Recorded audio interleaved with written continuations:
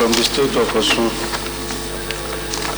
Ordinarily, one ought not to pay more attention to the import of this bill. But, Mr. Speaker, honorable colleague, we need to look at it critically in three areas to which I want to direct attention for the interest of the legislative institution. Mr. Speaker, the setting up of the Nigerian Institute of Legislative Studies was a reaction to the backward status of the legislative institution in Nigeria. And the essence is to provide specialized training for legislators and legislative staffs, as well as conduct research on legislative matters.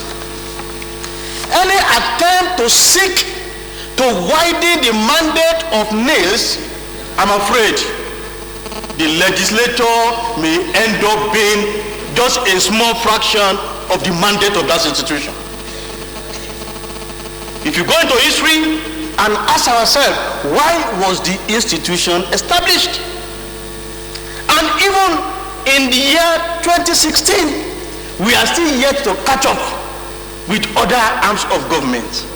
So for me, I believe an institution that is basically given the mandate to ensure the development of the legislature should not be allowed to veer into other areas, because to do so may endanger the legislative institution.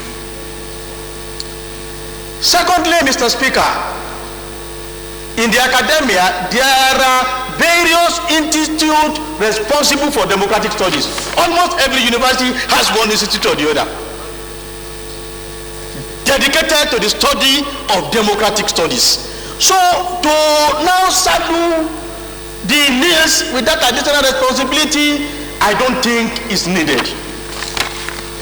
And thirdly, and more importantly, honorable colleagues, about 2 months ago, on the floor of this house, we passed a bill which the Senate concurred to, and we are in the process of doing comparison and harmonizing on the National Assembly Budget and Research Office. And when you look at the amendment being proposed, some touches, apart from the change of name, the core issue in that bill is that it wants to take away the mandate we already give to NABRO. And for those who are aware of the problem that NABRO has suffered over the ages, NABRO is not a news institution. In the books of the National Assembly, it exists. But up till now, Mr. Speaker, NABRO has no legal backing. Luckily this year, we have moved so fast as to give that legal backing.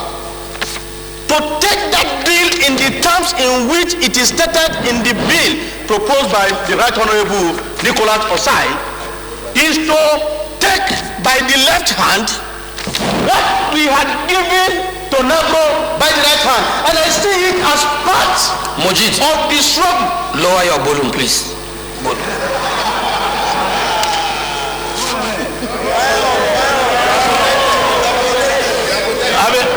I'm a politician now. If we pass the bill, particularly the clauses that says to undertake periodic review of budget process and legislative procedure, is to take away the power of NABRO. The other time, the leader of the house was circulating a paper that we need to reconsider a particular decision. I don't want members to fall into the same problem in this particular case, because the bill, it will take away the power of NABRO. And we know without NABRO, without an independent arm an independent institution to help the legislature in analyzing budget and finance of state of government. We are nowhere to go. The other time, pardon here and there, because we don't even have the detail, because we don't even know what to look for. Then we know, okay, let us have NABRO to assist us. Now we are trying to take that power back. I hope members will look critically at that bill and ensure that the decade-long struggle for the establishment of an independent National Assembly Research Office in the same mode as the Congressional Research Office in the United States will not be thrown away by just this bill. Thank you, Mr. Speaker. Thank you, honorable colleague.